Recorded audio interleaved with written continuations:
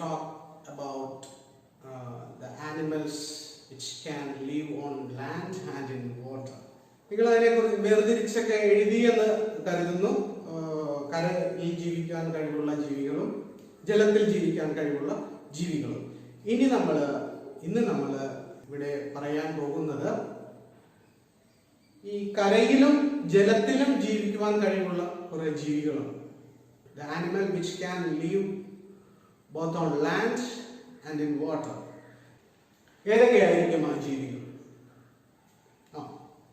ആമ, മുതല, പാമ്പ്, തവള, താറാവ്, അങ്ങനെ ഒത്തിരിയധികം ജീവികളുണ്ട്. നിങ്ങൾ താറാവിനെ കണ്ടിട്ടുണ്ടാവും അല്ലേ? കണ്ടിട്ടുണ്ട്. തവളേനെ കണ്ടിട്ടുണ്ടാവും. താറാവ് എവിടെയാണ് മുട്ടയിടുന്നത്? Where do the duck lay egg? കരയിൽ.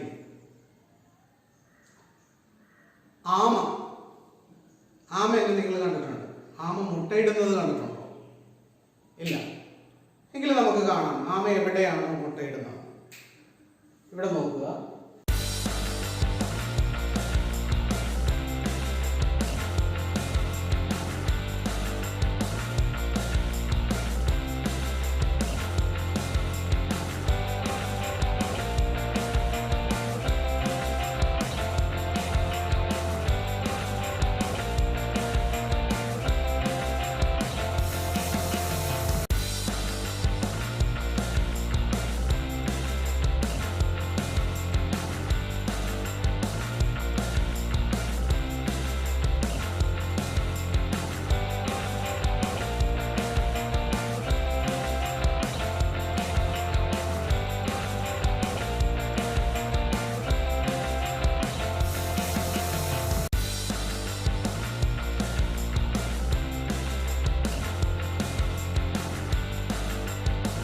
ആമ മുട്ടയിടുന്നത് എവിടെയാണ് എന്ന് നമുക്ക് മനസ്സിലായി. എവിടെയാണ്?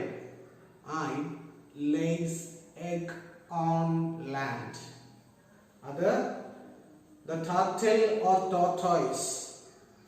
ടർട്ടിൽ എന്ന് പറയുന്നത് നമ്മൾ കടലാമയെയും ടോർട്ടോയ്സ് എന്ന് പറയുന്നത് കരയിൽ വസിക്കുന്ന ആമയുമാണ്. ക്രോക്കഡൈൽ നമ്മൾ മുതലയുടെ കാര്യം എടുക്കുകയാണെങ്കിൽ it lays egg on the land.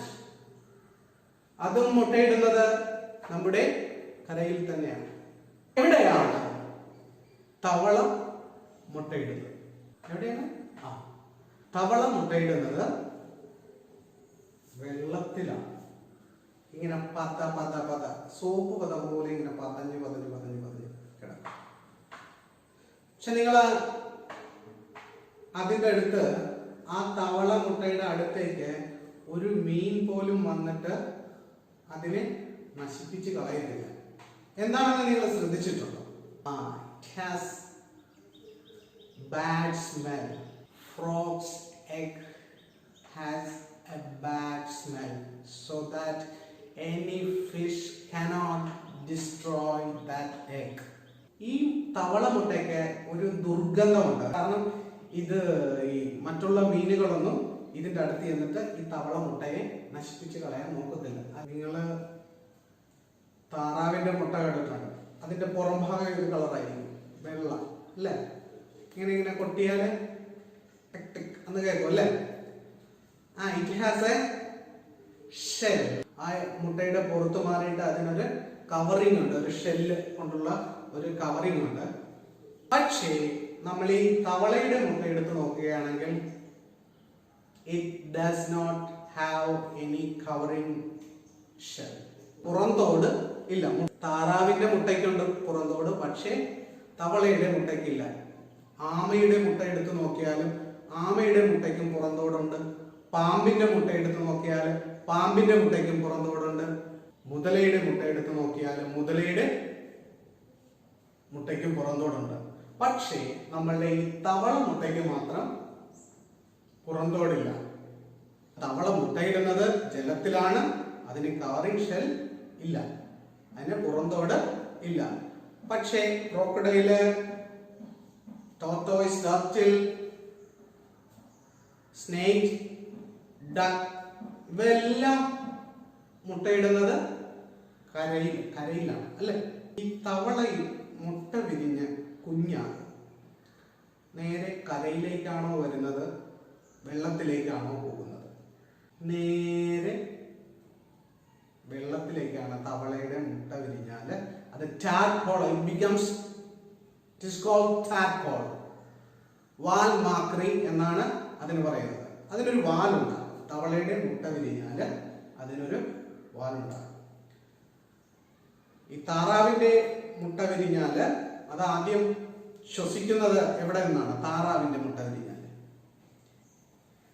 it takes its first breath from land. കരയിലായിരിക്കുമ്പോഴാണ് അത് ആദ്യത്തെ ശ്വാസം എടുക്കുന്നത്. In the case of tortoise and turtle, the newborn baby of tortoise and turtle takes its first breath from our land. നമ്മളുടെ ഈ കരഭാഗത്ത് നിന്നാണ്, വായുവിൽ നിന്നാണ്, ഈ കരഭാഗത്തുള്ള വായുവിൽ നിന്നാണ് ആദ്യത്തെ ശ്വാസം എടുക്കുന്നത്. But in the case of frog, പക്ഷേ നമ്മളുടെ ഈ തവളയുടെ കാര്യത്തില് it takes its first breath from the water. അത് ആദ്യത്തെ ശ്വാസം എടുക്കുന്നത് വെള്ളത്തിൽ നിന്നാണ്. തവളയുടെ കുഞ്ഞ് വാൽമാക്രി എന്ന് പറയുന്ന, ടാഡ്പോൾ എന്ന് പറയുന്ന ആള് ആദ്യത്തെ ശ്വാസം എടുക്കുന്നത് കരയിൽ നിന്നല്ല, അത് ജലത്തിൽ നിന്നാണ്.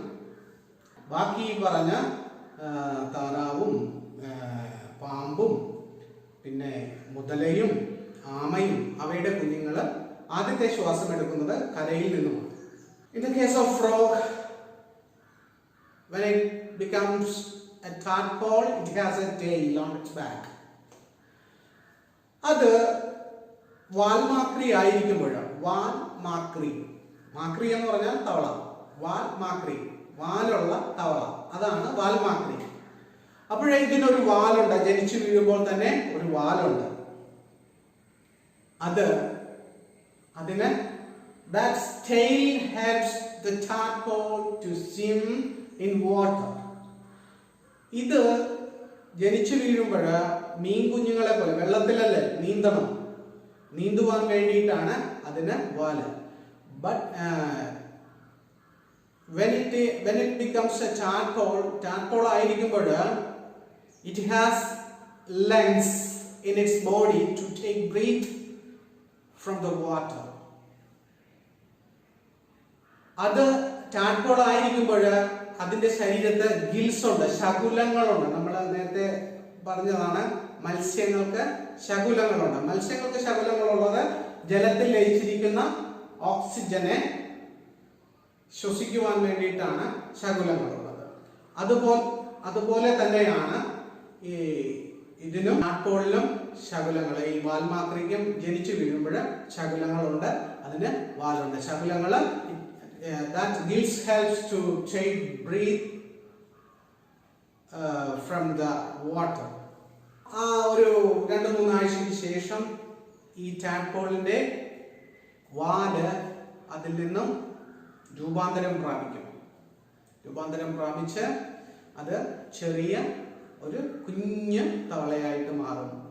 അത് നേരെ ചാടി കരയിലേക്ക് വരും. ആ ഫോർമേഷൻ നടക്കുമ്പോഴാണ് ഈ തവളയ്ക്ക് കരയിൽ ജീവിക്കുവാനുള്ള ശാരീരിക സവിശേഷതകൾ നേടുന്നത്. അത്രയും കാലം വാൽമാക്രിയെ പിടിച്ച് കരയിലിട്ടാൽ ചത്തുപോകും, പക്ഷെ തവളയെ പിടിച്ച് കരയിലിട്ടാൽ ചത്തുപോകില്ല.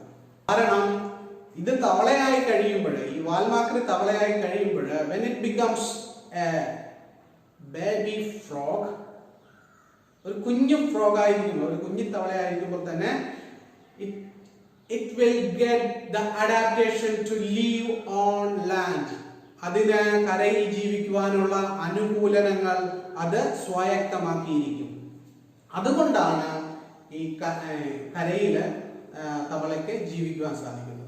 കരയിലായിരിക്കുമ്പോൾ തവള ശ്വസിക്കുന്നത് നോസ്ട്രിൽസ് വഴിയാണ്. എന്ന് വെച്ചാൽ ഈ മൂക്കിലെ ഈ ദ്വാരം വഴിയാണ് അത് ശ്വസിക്കുന്നത്. When it goes to the water, വെള്ളത്തിലേക്ക് പോകുമ്പോൾ it takes breathe through its skin. അതിന്റെ തൊലിപ്പുറത്ത് കൂടിയിട്ടാണ് അതിന്റെ തൊലി അതിനെ സഹായിക്കും. തവളയെ വെള്ളത്തിൽ നിന്ന് ശ്വസിക്കാനായിട്ട് സഹായിക്കുന്നത് അതിന്റെ തൊലിയാണ്. It was a tadpole. അത് ടാഡ്പോൾ ആയിരുന്നപ്പോൾ, അതൊരു വാൽമാക്രി ആയിരുന്നപ്പോൾ it had gills on its body.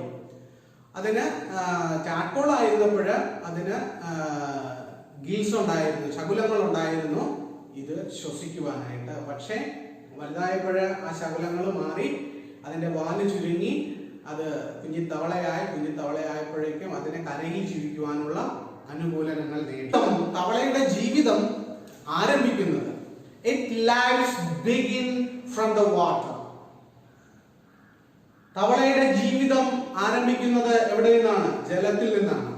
But in the case of turtle or tortoise, snake, duck and crocodile, these organisms begin their life from the land.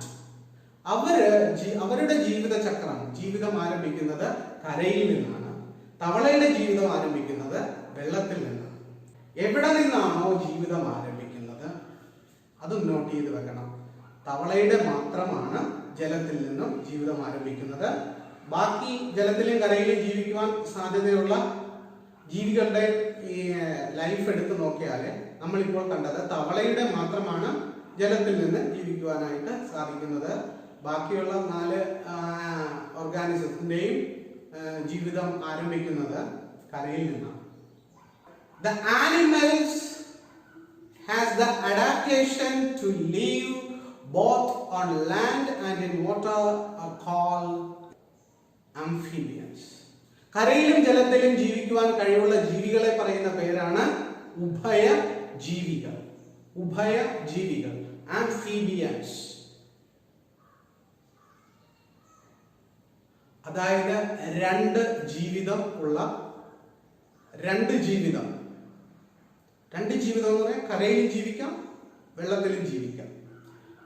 പക്ഷേ ഈ ആംഫീബിയൻസിന്റെ ജീവിതം life start ചെയ്യുന്നത് എപ്പോഴും ജലത്തിൽ നിന്നായിരിക്കണം. It has backbones. അതിന് backbone നട്ടലുണ്ടായിരിക്കണം. It has backbone and it life begins from water. അതിന്റെ ജീവിതചക്രം ആരംഭിക്കുന്നത് ജലത്തിൽ നിന്നായിരിക്കണം. ആംഫീബിയൻസ്. അപ്പോൾ ഞാനൊരു ചോദ്യം ചോദിക്കട്ടെ. ഞാൻ ഈ പറഞ്ഞതില് ആംഫീബിയൻസ് ആരൊക്കെയാണ്? ക്രോക്കഡൈൽ പറഞ്ഞു, ഡക്ക് പറഞ്ഞു, snake, tortoise or turtle, frog, ഇത്രയും കാര്യങ്ങൾ പറഞ്ഞു. ഇതില് ഏതാണ് ആംഫീബിയൻ ആയിട്ടുള്ളത്? Yes, you are right. Your answer is right. It's frog. തവളയാണ് ഉഭയജീവി. ആമയും ക്രോക്കഡൈലും സ്നേക്കും താറാവും ഇതൊന്നും ഉഭയജീവിയിലും പെടത്തില്ല. They cannot breathe the air present in water. അവയ്ക്ക് വെള്ളത്തിൽ ലയിച്ചു ചേർന്നിരിക്കുന്ന ഓക്സിജൻ ശ്വസിക്കുവാനായിട്ട് ഈ ആമയ്ക്കോ ഈ പാമ്പിനോ ഈ ക്രോക്കഡൈലിനോ ഈ താറാവിനോ സാധിക്കത്തില്ല. അപ്പോൾ നിങ്ങൾക്കൊരു സംശയം ഉണ്ടാകും, വെള്ളത്തിൽ നിന്നല്ലേ ഞങ്ങൾ ആമയെ പിടിക്കുന്നത്? ശരിയാണ്. ആമയ്ക്ക് ചില സമയത്ത് നിങ്ങൾ ശ്രദ്ധിച്ചിട്ടുണ്ടോ, ഈ കുളത്തിന്റെ കരയിൽ അല്ലെങ്കിൽ കുളത്തിന്റെ ആ മുകൾ ഭാഗം മാറിയിട്ട് ആമ ഇങ്ങനെ വന്ന് തലയും പൊക്കിയിരിക്കുന്നതാണ്. ആമയ്ക്ക് ഒരു പ്രത്യേക കഴിവുണ്ട്. ഒരു ബ്രീത്ത് എടുത്താൽ, കുറച്ച് സമയം കരയിൽ വന്ന് ബ്രീത്ത് എടുത്താൽ മണിക്കൂറുകളോളം വെള്ളത്തിനടിയിൽ കഴിയാം. ശ്വാസം എടുക്കാതെ കഴിയുവാനുള്ള കഴിവ് ആമയ്ക്കുണ്ട്. But it cannot breathe from the water. പക്ഷേ അതിന് ജലത്തിൽ നിന്ന് ശ്വസിക്കുവാൻ സാധിക്കില്ല. പാമ്പിന് സാധിക്കില്ല, ഒരാൾക്ക് മാത്രം, നമ്മളിപ്പോ പറഞ്ഞ ഒരാൾക്ക് മാത്രം സാധിക്കും. Only the frog can take breath from the water. ഈ പറഞ്ഞ തവളയ്ക്ക് തന്റെ സ്കിന്നിലൂടെ ശ്വസിക്കുവാൻ, വെള്ളത്തിൽ ശ്വസിക്കുവാൻ സാധിക്കും.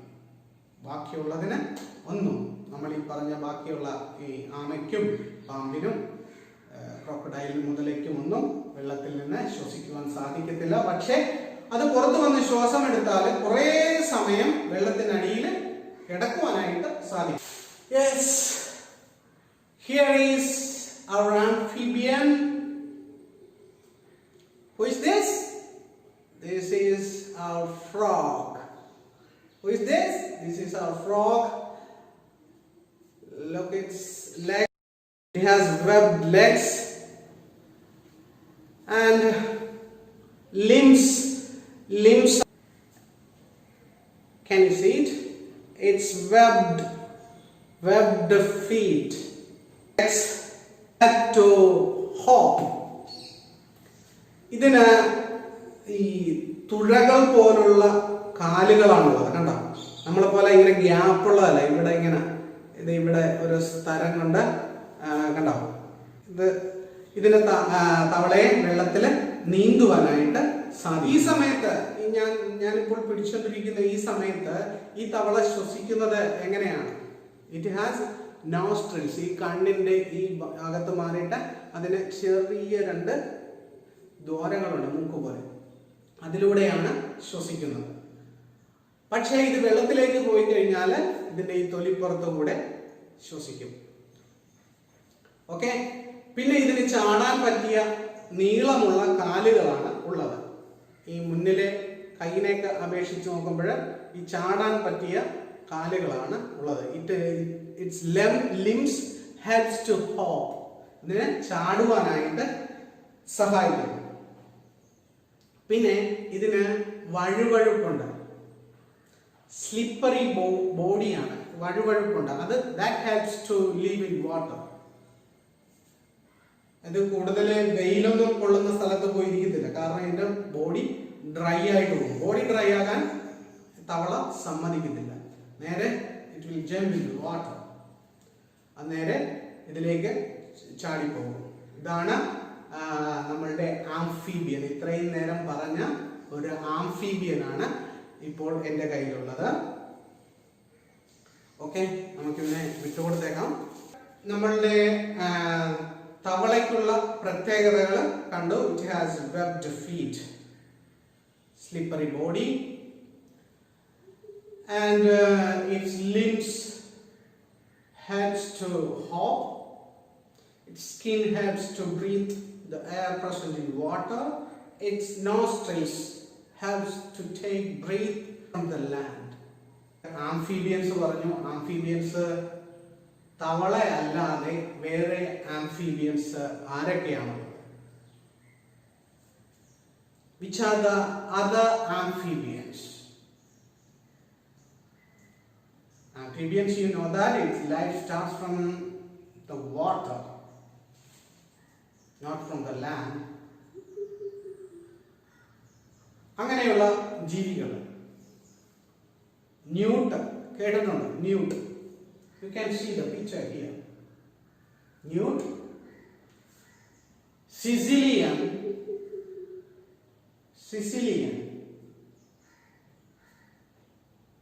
here,